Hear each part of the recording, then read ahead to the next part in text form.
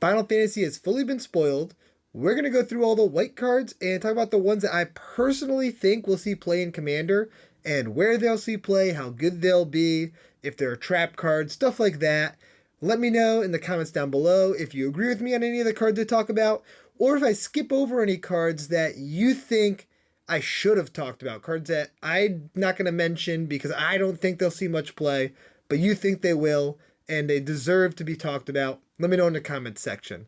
We're going to start this off. The first card I want to mention is Aith Gainsborough. It's a 3-mana Ajani's Pridemate type of effect. This is a type of card that a lot of people really enjoy. Life gain tends to be a playstyle that newer players tend to gravitate to, and this is a great card for a life gain deck, especially a life gain deck that runs a lot of legendary creatures or cares about counters specifically, especially if the commander cares about counters. Like, I will probably test this out inside of my Karlov deck. There's a lot of ways to gain life in that deck, so you'll be able to get a lot of counters on Aith. And then when Aith dies, all those counters can go on Karlov and you can use them to exile things or get commander damage off. There's just a lot of different decks that care about both life gain and counters because those tend to get paired together on a lot of cards. So I could see this card seeing play in a lot of those decks. Moving on, let's talk about Ambrosia Whiteheart. This isn't a crazy powerful card, but I do like this a lot. I think it'll fit into more niche decks that care about multiple aspects of this card because it's not like the best card. But it's cool inside of a Choco deck, being a bird that also cares about landfall, so it synergizes really well with the commander there. And since you can cast it at instant speed, you can use it as a protection spell, essentially, which is pretty powerful. It could see play inside of any bird deck that wants to be able to protect something. It could see play inside of landfall decks. It could see play inside of flash decks. It's got its spots. It's not a card that's going to be a haymaker. It's not going to see play all over the place, but it's definitely a card that will see run in a few decks, and I personally am going to try it out. I do think that it's interesting inside of like a deck that cares about ETBs. Being able to bounce something with an ETB so then you can replay it is nice. It also doesn't say non-land permanent, so it's kind of nice to be able to bounce a land so then you can replay a land for more landfall triggers. Or maybe you're bouncing a Talon Gates of Madara and then you're putting it into play at instant speed, triggering your landfall stuff, along with phasing out a creature. Like, that's pretty cool. There's some very niche things that you can do with this, but they are very powerful niche things in the right deck. Ashe, Princess of Damascus. This is probably going to see play in more Voltron-y decks that care about equipment. Because of the fact that Ashe needs to attack to get the trigger, equipment are artifacts that can help protect Ashe when Ashe is attacking to make sure that that trigger happens and Ashe survives combat. Makes sense that an equipment-based deck would be something that she thrives in. I do think that it's more likely that Ashe will be played as a commander than in the 99. You don't really want to be putting your equipment on not your commander when you're playing a Voltron deck. So unless you're playing a deck that cares about having equipment on a lot of different creatures, then it doesn't do much in the 99. However, in a deck like Cassandra, this is a great include. A deck that cares about having a lot of different creatures with equipment on them attacking. This is a creature that can carry the equipment. It's a creature that cares about equipment, and it can actually get you in equipment. I like this a lot in those types of decks. That's where I see this card thriving. But there are significantly better equipment-based cards in this set, like Cloud Midgar Mercenary. Cloud is going to see a ton of play in the command zone. He's such an iconic character, very, very powerful Voltron equipment-based commander, and he can do a lot of powerful things. There's a lot of great synergies. I mentioned it in a video. I'll have that linked in the description. I did a video about Cloud as a commander, so you can watch that for any ideas if you're planning on building Cloud. But he is going to be a very heavily played commander just due to the character itself, while also being a powerful card. And Cloud is going to see play in tons of decks in the 99, in any predominantly white Voltron, but equipment-based Voltron decks. Obviously, because of the fact that the equipment and auras need to be on Cloud for them to double trigger, it makes him less good in the 99 because of the fact that you kind of want those things on your commander typically. That's why you can probably see him in the command zone more often than in the 99.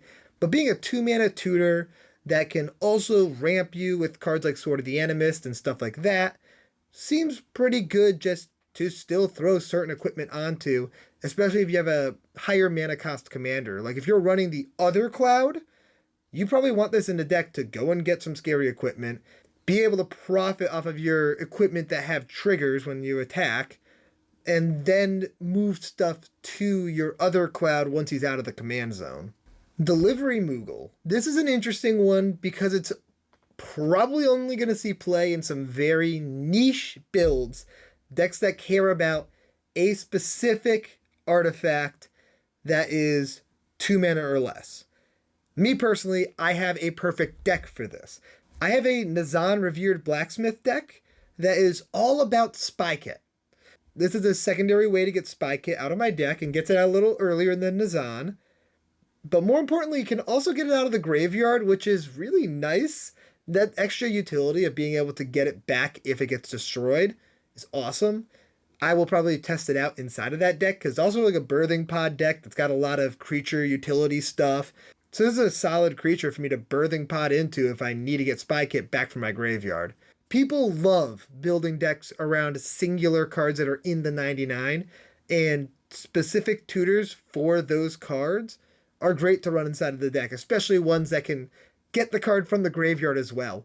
That's where I think that this card will see the most amount of play, in decks that care about something specific in their deck and want multiple ways to get it back or to get it out of the deck. Moving on, we have Dion Bahamut's Dominant. This is going to see play in Knight decks. If you're playing Knights, this is a card you're going to consider. It's a great way to upgrade that Sidar precon that came out not too long ago. Any deck that really cares about the creature type Knights, this is a card that you're going to want to consider running inside of that deck. I don't know if you flip this card though. I don't know how often you actually decide, I'm going to flip Dion. The backside's fine. It kind of gives the same ability as Dion, being able to give your things flying during your turn. And they get a little bit bigger for 2 turns. And then the 3rd turn you exile something. So the fact that the removal's so late on it, it's really like showcased, especially because you need to flip him first too. I'm not the biggest fan of the backside of this card, but I think the front side is very good inside of those Knight decks, and that's where this card's going to see play.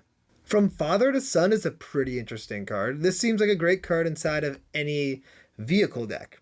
It's a way to tutor out a vehicle, but you can also flash it back from the graveyard to get a vehicle from your deck and put it into play. So that can cheat something really big into play, which is a pretty powerful ability. Being able to cheat like a Parhelion from your deck onto the battlefield, not bad.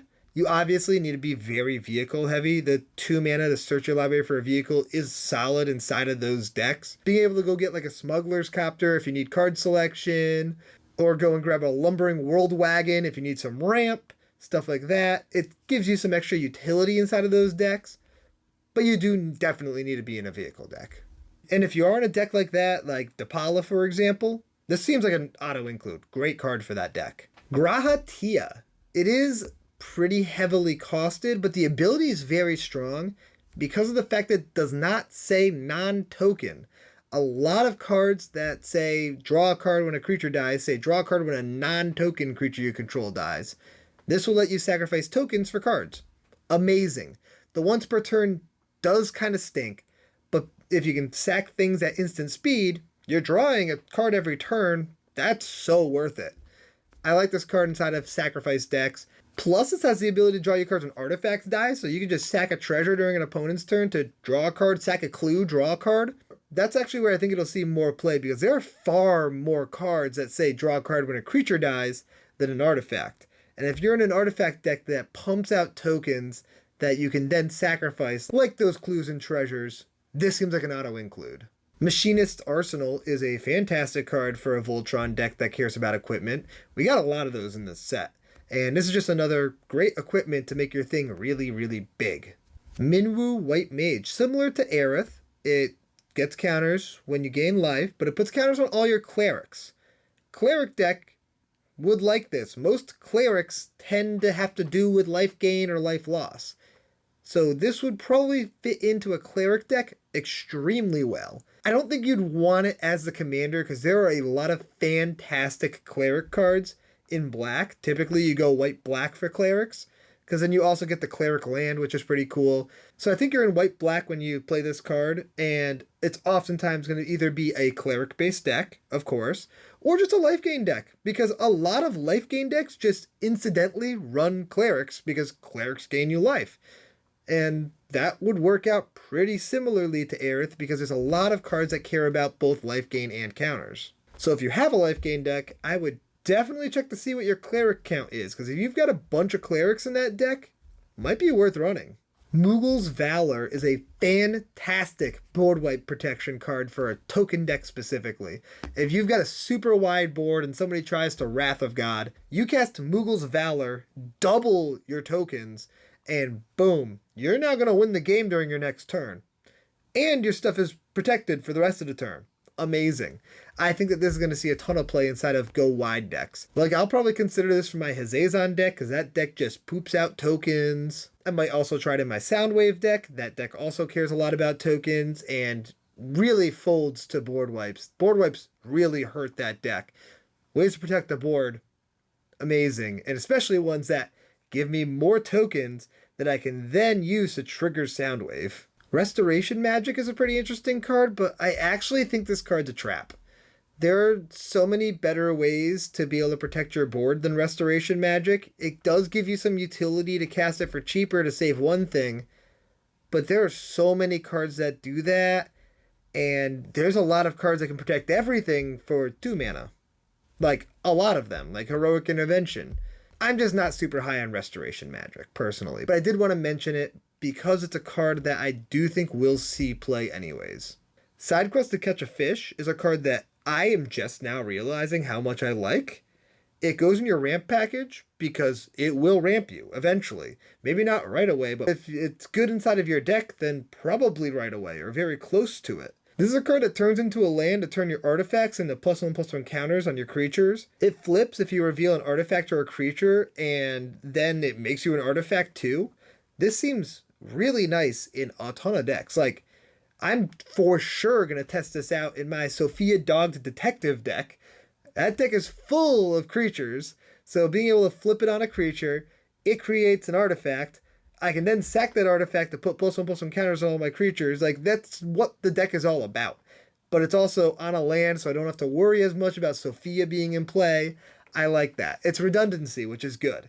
There's a lot of different commanders that will like this card. The activated ability on the land side doesn't even matter that much inside of a lot of decks. If you're in a Sands green deck, a deck without green in it, and you want land ramp, and you've got a critical mass of creatures or artifacts, or both, this seems like a great card to include, because it can help you by drawing the card you reveal first of all, then making you a food token, and then flipping into a land that has upside.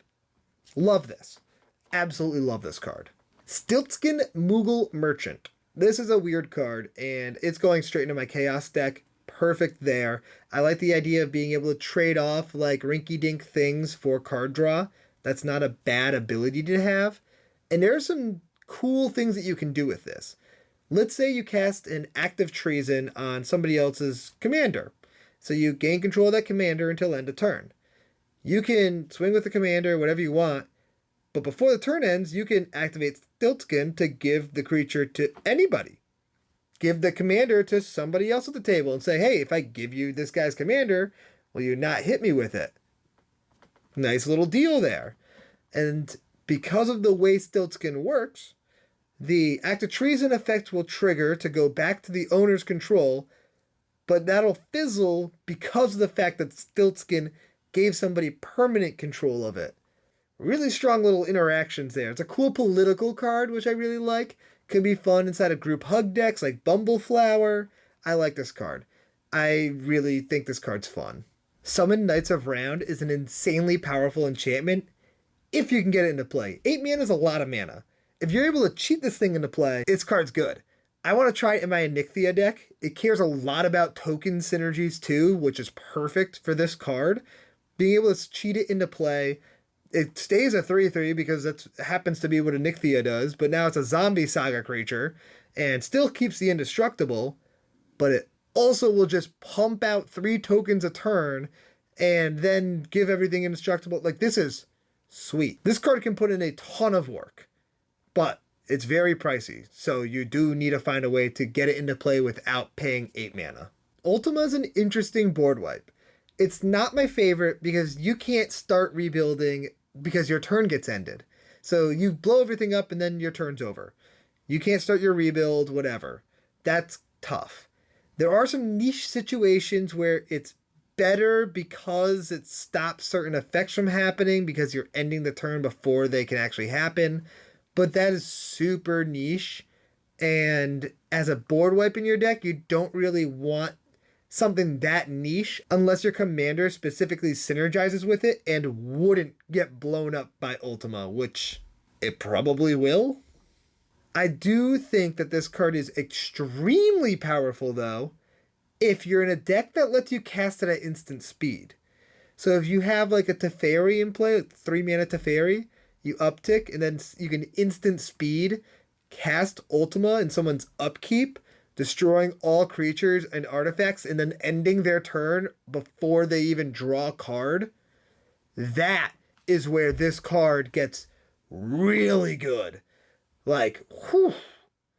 That is when I want to be playing this card. So if you have a commander that lets you cast spells as though they had flash, that's where this will thrive. Or if you have a lot of ways to do that in your deck, and your deck's built around trying to get ways to do that. Like if you care a lot about Vidalcan Orrery and you have ways to tutor that up, or Leyline of Anticipation, stuff like that, that's where I would consider running this card. Outside of those decks, I'm not going to be touching it. Venat Heart of Highelin is a really cool card, like very powerful effect. It's got Reki History of Kamigawa text, essentially, where you're going to draw a card when you play Legends. That's awesome. It only triggers once each turn. Totally fine, though. That's still some decent card draw. That second ability, though, if you can pull that off, nuts. The backside of this card is so good. Not only do you get a 4/4 indestructible creature that both draws you cards and makes your stuff bigger, but you also get to exile a permanent when you flip it. Nuts. I like this card a lot. It's going to be not the easiest thing in the world to flip, obviously, because it's 7 mana. But in a deck that cares about Legends, this is going to do well because you're going to care about that front side to begin with, so it's already going to be putting in work for you. And then if you end up flipping it, it's a haymaker. So Sisay, whether like Captain or Captain Sisay, both I like this card a lot in because both can get it into play when you have enough mana to be able to flip. So you can like search for it with Captain Sisay, cast it, wait the turn, and then activate it. Or with Sisay, whether like Captain, you can activate Sisay on somebody's end step, get it into play, untap, and activate, which powerful. I think that this will see play in Dahada decks. It'll see play in Joda decks. Like, this card's going to be all over the place. People like Legends Matters, so this is a great include in those decks.